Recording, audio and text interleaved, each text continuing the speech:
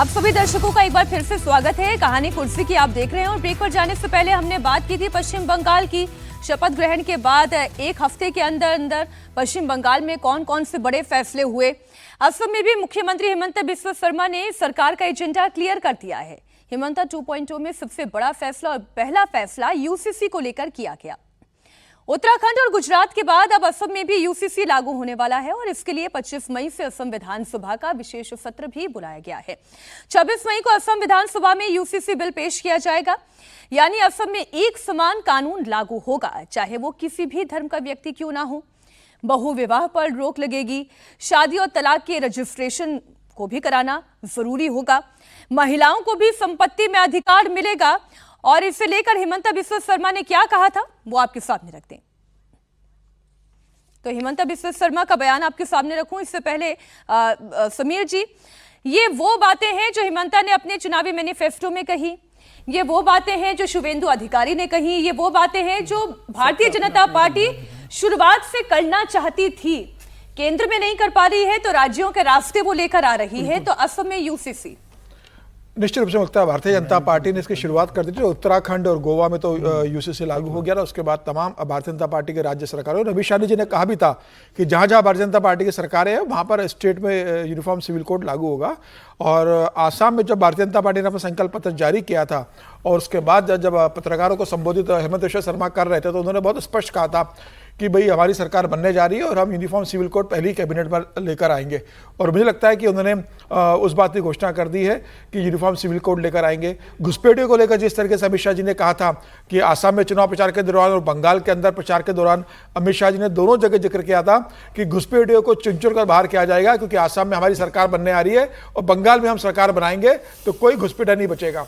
तो मुझे लग रहा है कि उसी दिशा में भारतीय जनता पार्टी बढ़ रही है। जैसे शुभेंदु अधिकारी ने अपनी बैठक में कह दिया कि वंदे मातरम अनिवार्य होगा गाने का, उन्होंने कहा, और पशुवध को उन्होंने बैन कर दिया। जिस तरीके से अब यूनिफॉर्म सिविल कोड पर वो बड़े हैं हेमंत बिस्वा शर्मा। और मुझे लग रहा है कि बंगाल में भी 18 तारीख से बजट सत्र शुरू हो रहा है। बंगाल का 18 तारीख से 22 तारीख को बंगाल का पूर्ण बजट आने वाला है और उसके बाद मुझे लगता है जब बैठक होगी तो कैबिनेट की बैठक में हो सकता है दूसरी कैबिनेट बैठक में बंगाल में भी यूनिफॉर्म सिविल कोड को लेकर कोई फैसला शुभेंदु सरकार ले ले। तो हेमंत बिस्वा शर्मा ने जो आसाम में कहा था, मुझे लग रहा है संकल्प पत्र को लागू करने की शुरुआत कर दी गई है और यह मैंडेट भी है। जनता ने आपके संकल्पों पर आपको वोट दिया था, तो जो जो अपने प्राथमिकता जनता को बताई थी उसे लागू करना राज्य सरकार की जिम्मेदारी है। और मुझे लग रहा है भारतीय जनता पार्टी अब सभी राज्यों के अंदर लेकर आ रही है। केंद्र सरकार चाहती होगी कि केंद्र अभी इस पे आगे ना बढ़े, तमाम राज्य सरकारें अगर ले आएंगी भारतीय जनता पार्टी की तो केंद्र के लिए भी आसान होगा कि यूनिफॉर्म सिविल कोड पर आगे बढ़ना। तो मुझे लग रहा है इसकी शुरुआत हो गई है और इसके लिए क्या क्या ड्राफ्ट बनते हैं, कमेटी बनाई जाएगी, उसके बाद ये लागू होगा। लेकिन ये तय है कि आसाम उस दिशा में बढ़ गया है और बंगाल ने भी उस दिशा में बढ़ने की तैयारी शुरू कर दी है। अब देखिए, जब हम बात करते हैं पश्चिम बंगाल की, आसाम की, इधर दक्षिण के राज्यों की भी बात करते हैं तो यूं कहें हर्षवर्धन जी की चुनाव वहां पर हो चुके हैं, दक्षिण में पूरे हो चुके हैं, इधर पूरब में भी चुनाव पूरे हो चुके हैं। बारी आ रही है उत्तर प्रदेश की। तो ये जो जिस तरीके का इलेक्शन का रिजल्ट असम में रहा है, जहां पर विपक्ष के 19 में से 18 विधायक जीत कर आ रहे हैं, वो मुसलमान हैं। आप पश्चिम बंगाल की भी बात करें तो विपक्ष के लिए सबसे बड़ी ताकत अगर कोई केंद्र में रहा है, पश्चिम बंगाल में टीएमसी के लिए रहा है, तो वो मुसलमान रहे हैं। और फिर उसका फायदा बीजेपी को कैसे मिला वो बिल्कुल साफ दिखाई दे रहा है। ये भी बता दीजिए कि टीएमसी के 45% एमएलए जो है मुसलमान है, 45% 80 में से। तो जो 26 में कम्युनिस्ट के और बीजेपी, कम्युनिस्ट और कांग्रेस के सारे मुसलमान हैं। दोनों साल में कांग्रेस के और कम्युनिस्टों के जो 2 जीते वो भी मुसलमान हैं। तो सवाल यह है कि क्या अब समाजवादी पार्टी के लिए मुसीबत है, क्योंकि अगला चुनाव 27 का उत्तर प्रदेश में है। देखिए, इसको यूं अगर आप पूछती हैं कि क्या ये भारतीय जनता पार्टी के लिए बड़ा अच्छा है, तो मैं बिना संकोच के कह देता हाँ। अब ये तो गजब है कि मुसलमान वोट न दे, विधायक भी न बनाए। भाई, भारतीय जनता पार्टी को मुसलमान वोट नहीं करता है, जो उसके सामने पार्टी खड़ी होती है उसको वोट करता है। उसने कांग्रेस को भी दिया, उसने कम्युनिस्ट को भी दिया, उसने तृणमूल कांग्रेस को भी दिया और उसने उसको जिताकर किया। यह जरूर है कि अगर एक तरफा पोलराइजेशन मुस्लिमों का दिखेगा तो जाहिर है फिर उसके सामने हिंदू पोलराइजेशन होता है। पहले हिंदू बट जाता था, अब वो बटता नहीं है।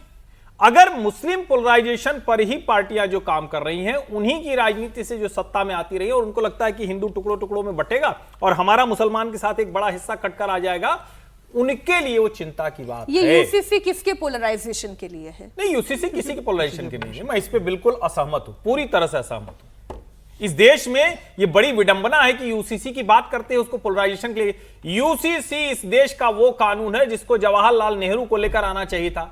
तो जवाहरलाल नेहरू तो भोजशाला को भी नहीं लेकर आए, जवाहरलाल नेहरू तो राम मंदिर पे भी कुछ नहीं कर पाए, जवाहरलाल नेहरू तो ज्ञानवापी भी नहीं कर पाए, जवाहरलाल नेहरू तो कृष्ण जन्मभूमि भी नहीं कर पाए। असली मुश्किल क्या है कि जब आप कहते हैं नागरिक अच्छे बनिए, we the people of India के तौर पे काम कीजिए, तब आप कहते हैं नहीं नहीं वो मुसलमान आया हुआ है उसको अपने हिसाब से करने दो, रेड लाइट पे भी उसको निकल जाने दो, हिंदू ग्रीन लाइट पे निकलेगा उसको रेड पे भी निकलने दो। क्या तमाशा है? यूसीसी यही तो है ना कि सबके लिए एक बराबर कर। मैं यूसीसी को पोलराइजेशन का टूल नहीं मानता हूं, और अगर इसके बाद मुसलमान पोलराइज हो रहा है तो फिर वो प्रतिक्रिया में हिंदू को पोलराइज होने का एक आधार दे रहा है, वजह दे रहा है। रागी जी, आप मानते हैं यही बात है? बिल्कुल। और ये बात कल भी हम जिक्र में कर रहे थे कि भाई जब आप क्यों ऐसा कहते हैं, आप यही कहते हैं ना कि हमको शरीयत से चलना है। तो जब जिसे क्रिमिनल लॉ हम बोलते हैं, क्रिमिनल लॉ में आपका इस्लाम खतरे में नहीं आता है। क्रिमिनल लॉ में भी शरीयत से आप चलिए। और क्रिमिनल लॉ में वो क्या कहता है, वो तो रिट्रीब्यूटिव जस्टिस बोलता है। रिट्रीब्यूटिव जस्टिस जो है यानी कि आंख के बदले आंख फोड़ देंगे हम आपका, चोरी करेंगे तो हाथ काट लेंगे हम आपका। ऐसे तो पता लगे कि लाखों मुसलमानों के हाथ कटते हुए मिल जाएंगे। जो आप गलत काम कर रहे हैं वो शरिया के अनुसार यदि आप कर रहे हैं, और दुनिया में हर जगह आपको कहीं खतरे में नहीं होता है, भारत में आपको खतरे में आते हैं। अमेरिका में ऐसी बातें करके आप देखिए, क्योंकि हम शरीयत के अनुसार ही चलना चाहते हैं, आप नहीं चल पाते हैं। दुनिया के अन्य मुल्कों में अब जहां जहां उनकी जनसंख्या बढ़ रही है, अब वो डिमांड करना शुरू कर दिए हैं। जैसे ब्रिटेन के अंदर कोई 27-29 शरिया काउंसिल्स बन गए हैं, पहले ये नहीं था। लेकिन ब्रिटेन के लोगों ने अब लंदन के अंदर मेन जगह पर मस्जिद बनाने की जब बात आई तो ब्रिटेन के लोग सड़कों पर आकर के उतर के कहे कि नहीं हम बनने देंगे, हम विरोध करेंगे इसका। ऐसी स्थिति नहीं आनी चाहिए। और यूनिफॉर्म सिविल कोड बहुत सिंपल है। न वो आपकी पूजा पद्धति में दखल देता है, न आपके किसी वो आध्यात्मिक गतिविधि में दखल देता है, कुछ भी नहीं कर। वो तो इतना ही करता है, कह रहा है ना कि शादी, एडॉप्शन, सक्सेशन, यही सब ये ऐसे सिविल जो मैटर है उसमें देश के सभी लोगों पर कानून एक जैसा हो, इसके अतिरिक्त तो कुछ नहीं करता है। आप क्यों जिद किए हुए हैं भाई? और पॉलीगैमी तो एक समय था 8%, 9%, 10% के 12% तक था। आज के दिन में पॉलीगैमी भी बहुत कम गया है, लेकिन 4%, 5% के आसपास पॉलीगैमी रह गई है मुसलमानों के बीच में भी। जो पढ़ा लिखा शिक्षित मुसलमान है उसमें आप रेयरली इन चीज़ों को आप देखते हैं। तो कायदे से इस चीज को स्वीकार करना चाहिए। क्रिश्चियनों को प्रॉब्लम नहीं है, बाकी समाज को प्रॉब्लम नहीं है, आपको प्रॉब्लम है। नहीं, आपने स्वीकार करने के अलावा कोई ऑप्शन भी छोड़ा नहीं है, क्योंकि मैंडेट ही वैसा है, तो यहाँ से भी आपको लागू करा लेने में कोई दिक्कत नहीं आएगी। राष्ट्रीय स्तर पर देखा होता क्या है ना कि जमीन धीरे धीरे धीरे धीरे धीरे बनाई जाती है, तो बचा हुआ टापू भी जो है ना फिर वो अपने आप उसमें आ जाता है, जिसका कल हम लोग जिक्र कर रहे थे कि भाई अच्छी बात है कि पहले गोवा ने कर दिया, फिर जो है वो धामी जी की सरकार ने कर दिया, गुजरात ने कर दिया, ऐसे कर दिया। जब 22-23 जगह की सरकारें इस प्रयोग को कर चुकी होंगी और वो सक्सेसफुल होंगी, तो बाकी जगहों पर भी करना ये आसान हो जाएगा। तब शायद आप सोच सकते हैं कि आने वाले दिनों में राष्ट्रीय कानून जो है वो पार्लियामेंट बना करके इस पर यूसीसी ले आए। मैं इसे लागू होना संविधान विरोधी है। बिल्कुल नहीं सर, वो लागू होता हुआ दिखाई दे रहा है, सुप्रीम कोर्ट और देश के हाई कोर्ट ने कम से कम 7 बार कहा है देश को एक यूसीसी ला करके दीजिए। असम और पश्चिम बंगाल की हमने बात कर ली, बात उत्तर प्रदेश की भी करनी है। क्या वहां पर भी 80-20 वाला चुनाव हो सकता है? क्या उसी तर्ज पर आगे बढ़ने जा रहा है? वो आपको बताएंगे, लेकिन उससे पहले तस्वीर नीदरलैंड से आ रही है, जहां प्रधानमंत्री नरेंद्र मोदी मौजूद है। थोड़ी ही देर में वो भारतीय समुदाय को संबोधित करेंगे और वहां से जो तस्वीरें आ रही हैं, सांस्कृतिक कला का प्रदर्शन हो रहा है।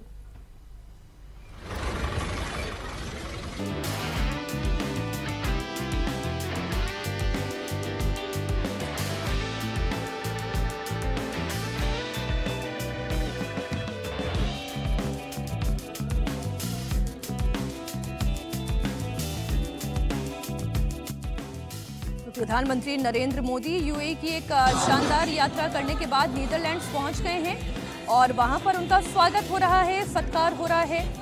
छोटे छोटे बच्चे, ये भी भारतीय समुदाय के ही दिखाई दे रहे हैं जो वहां पर रह रहे हैं। उन्होंने सांस्कृतिक छटा दिखाई। पधारो हमारे देश। नीदरलैंड्स में राजस्थान का फोक जो है वो सुनाई दे रहा है।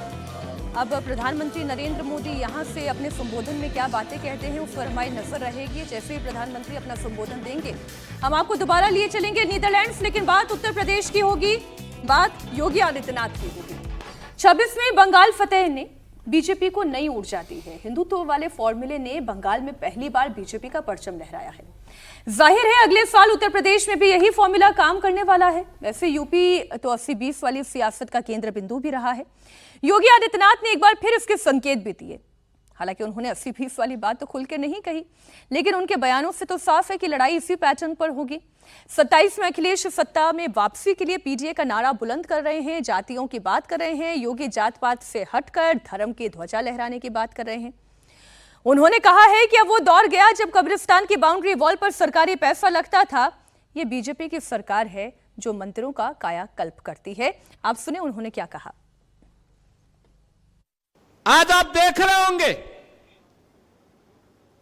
जब से बीजेपी के विधायक बने या बीजेपी के सहयोगी दलों के विधायक बने, इन सभी जनप्रतिनिधियों ने अपनी अपनी विधानसभा में कई मंदिरों का सुंदरीकरण का काम भी करवा लिया। पहले होता क्या था, यही पैसा जाता था कहां, कब्रिस्तान की बाउंड्री वॉल के लिए। कब्रिस्तान की बाउंड्री के नाम पे करोड़ों रुपया चला जाता था।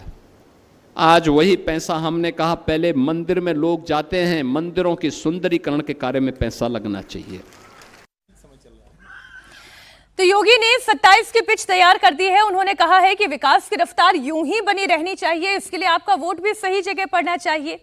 जात पात परिवारवाद के खिलाफ वोट करने की अपील उन्होंने की है। यह आपके वोट की ताकत है। जब सही जगह लगेगा तो विकास होगा, सुरक्षा होगी, नौजवान के लिए रोजगार की सुविधा होगी, अन्नदाता किसान के लिए सुविधा होगी, हर बेटी को सुरक्षा मिलेगी, हर गरीब के घर में शासन की योजना का लाभ मिलेगा। लेकिन जब यही वोट हम जाति के नाम पर बंट करके देते हैं, क्षेत्र के नाम पर बंट करके देते हैं, परिवारवाद के नाम पर देते हैं, तो उसी से माफियावाद भी पैदा होता है, अराजकता पैदा होती है, गुंडागिर्दी पैदा होती है, गरीबों की जमीनों पर, सार्वजनिक जमीनों पर कब्जे की दुष्प्रवृत्ति भी वहीं से प्रारंभ होती है। अब जो नीति पश्चिम बंगाल में चल गई, जो असम में चल गई, अगर वही उत्तर प्रदेश में ठीक वैसे ही चलती है, जात पात से हटकर एक हिंदुत्व के अम्ब्रेला के अंतर्गत आकर अगर वोट करता है तो सबसे बड़े बेनिफिशियरी योगी आदित्यनाथ ही होने जा रहे हैं। हर्षवर्धन जी, इसमें तो कोई दो राय नहीं है।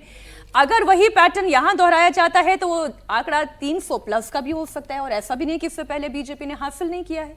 नहीं, देखिए मुझे लगता है कि पैटर्न की बात न करें। उत्तर प्रदेश में तो 2 बार की सरकार पहले ही भारतीय जनता पार्टी, उत्तर प्रदेश, बंगाल और असम में गया है। उत्तर प्रदेश को हमने देखा कि वो मॉडल आगे जाएगा या नहीं जाएगा। गया है। दूसरा, क्या भारतीय जनता पार्टी इस वक्त चुनाव हो तो सरकार बना सकती है? मुझे कोई संदेह नहीं दिखता। तो क्या भारतीय जनता पार्टी के लिए कोई चुनौती नहीं? मुझे ढेर सारे संदेह दिखते हैं। अब आपको लगे कि एक लाइन में दोनों बात बोल दी, ऐसे कैसे है? अब हम तो अभी लखनऊ से ही वापस आए। जिस तरह की स्थितियां हैं विद इन गवर्नमेंट, और अभी भी सरकार और संगठन के बीच में सब कुछ सामान्य नहीं है। अभी तक इस सरकार के निगम और आयोग, खत्म होने जा रही योगी सरकार, और अभी तक निगम आयोग की पूरी नियुक्ति नहीं हो पाई। अब जिम्मेदार मुख्यमंत्री जी हैं, संगठन है, कौन है ये ईश्वर जाने। लेकिन हां, ये जरूर है कि पिछले कुछ समय में करने की कोशिश हो रही है। जैसे जो एक्सटेंशन किया गया, ये जातीय तौर पर कि सब कुछ ठीक हो जाए, लेकिन उनके विभाग नहीं बांट पाए। पता चला कि आपस में कुछ लड़ाई झगड़ा चल रहा है, कौन सा विभाग किसको मिले। जो मंत्री जी लोग हैं उसमें से एक उप मुख्यमंत्री भी चाहते हैं कि मेरा कमजोर विभाग हो गया था, जो पहले वाला विभाग था पीडब्ल्यूडी, वो फिर से मिल जाए। तो ये सब भी मारामारी चल रही। लेकिन इस सब के बावजूद विपक्ष जिस तरह की लड़ाई लड़नी चाहिए वो नहीं लड़ता दिख रहा है और भारतीय जनता पार्टी को एज मिलता है। दूसरा, योगी आदित्यनाथ भगवाधारी हैं, वो साधु हैं, सन्यासी हैं, हिंदू संत के तौर पर हैं, तो उसका भी उनको लाभ मिलता है। और उसमें विशेष करके जो राजनीति चल रही है, जब आप वही वाली राजनीति करते हैं कि एक तरह से एक वर्ग एकजुट होता दिखता है, तो उसकी प्रतिक्रिया में दूसरा वर्ग भी एकजुट होता है। इन सब को मिलाकर कहें तो उत्तर प्रदेश में भारतीय जनता पार्टी की स्थिति बेहतर दिखती है। लेकिन फिर मैं कह रहा हूं, संगठन के कील कांटे बहुत दुरुस्त करने की जरूरत है। हालांकि मेरी जो जानकारी है कि पंकज चौधरी अपनी उस टीम में इसका बहुत विशेष ख्याल रख रहे हैं। 45 से 55 के नौजवान जो काम कर सके उत्तर प्रदेश में, उनको नई टीम में लाने की कोशिश भी हो रही है। विजय जी, आपका क्या मानना है कि अगर मैं टीम की भी बात कर लूं, दिल्ली की टीम, यूपी की टीम मिलकर काम करती है, जॉइंट ऑपरेशन होता है, तब तो सक्सेस रेट 300+ का हो सकता है। तो क्या ये हो रहा है? सवाल ये है। ये होता तो हो ही जाता, मतलब सक्सेस रेट बढ़ने की कोई दिक्कत नहीं होती यदि दोनों लोग मिलकर कर रहे होते। अभी हरजी तो उत्तर प्रदेश को बहुत अच्छे से जानते हैं और लखनऊ से भी लौटे हैं, तो अभी तो लखनऊ के कील कांटे ठीक नहीं हुए, दिल्ली में कहाँ आ पा रहे हैं। पहले वो स्टेशन पर तो प्लेटफॉर्म पर गाड़ी ठीक हो जाए, उसके डब्बे ठीक हों, उस पर काम होना चाहिए। और कितने समय में कितना काम, और ऐसा भी होता है, इतना बड़ा संगठन होता तो आप सोचें कि 100% सब कुछ हो गया, सबको सेटिस्फाइड कर दिया, वो नहीं होता। और जब भी चुनाव होते हैं, पिछली बार के भी चुनाव हम देख रहे थे, 2022 में भी यही सारी एक्सरसाइज हो रही थी केशव प्रसाद मौर्य जी को लेकर और लोगों को लेकर। तो कितना सुधर सकता है, और ये तो अब करना ही चाहिए। पंकज चौधरी को करना का मतलब कोशिश करनी चाहिए। मुझे समझ नहीं आता, जहाँ राष्ट्रीय अध्यक्ष 50 साल से कम का हो, उसमें प्रदेश की जो यूनिट है उसको तो यंग लोगों के साथ लाना ही चाहिए, इसमें कोई बात नहीं है। लेकिन मैं, और योगी जी ने अभी, जैसे समीर जी ने भी कहा कि वो मॉडल तो बंगाल और असम पहुंच गया, और उनकी खुद की योगी जी की सक्सेस रेट रैलियों में 80% 90% रही है, तो उससे शायद बड़ा फायदा उनको हो जाए। लेकिन मुझे नहीं समझ आया, जब वो जाति और परिवारवाद की बात कर रहे हैं, तो क्या वो ओम प्रकाश राजभर, अनुप्रिया पटेल, संजय निषाद, इन सब के खिलाफ भाषण देना? ये अब ये तो वही बताएंगे सर।